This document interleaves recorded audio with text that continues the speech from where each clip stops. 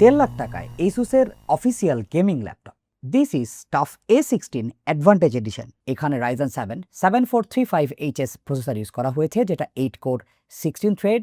GPU হিসাবে RX 7600S 8GB GDDR6, যেটা দিয়ে AAA গেম, ব্লেন্ডারের রেন্ডারিং এবং 4K ভিডিও এডিটিং চালায় নেওয়া যাবে।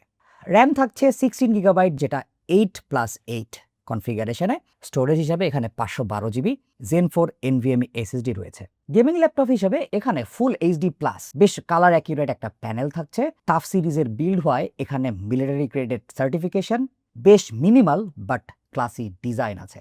গেমিং ডিভাইসে দরকারি সব পোর্ট, ফুল সাইজের ইথারনেট, USB 3.2 Gen 1, Wi-Fi 6 সবকিছু আছে। কিবোর্ডে ব্যাকলিট, এগুলো ল্যাপটপটার অ্যাস্থেটিক কিঞ্চিত বাড়িয়ে দেবে। 4 cell 90 watt hour battery portable gaming এ হেল্প না করলেও রেগুলার কনজাম্পশনে 5 থেকে 6 ঘন্টা ইজিলি ব্যাটারি ব্যাকআপ দেবে। Asusের এই 1.5 লাখ টাকা দামের মেশিনটা অবভিয়াসলি গেমারদের জন্য একটা ভালো চয়েস হতে পারে। বিস্তারিত আমাদের ফুল রিভিউতে থাকবে, অবশ্যই চেক করে নেবেন।